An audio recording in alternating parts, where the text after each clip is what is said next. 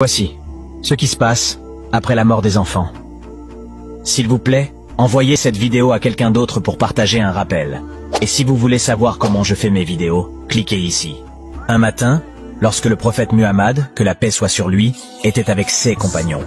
Il a dit que la nuit dernière qu'il avait rêvé que 2 personnes étaient revenues vers lui et lui avaient dit « Viens avec nous ».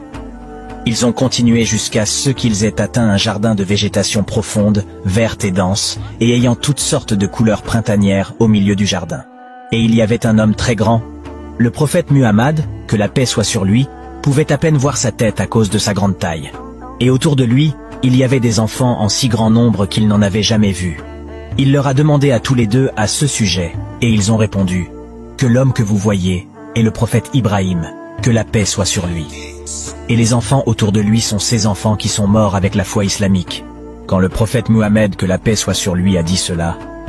Donc certains de ses compagnons ont demandé « Ô messager de Allah, que se passera-t-il avec les enfants qui ne sont pas musulmans ?» Répondit aussi les enfants des qui ne sont pas musulmans.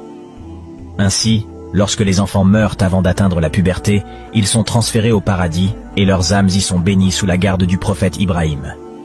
En attendant le jour de la résurrection, les enfants s'amuseront dans un beau jardin, passant du temps avec d'autres enfants qui sont également décédés avant la puberté.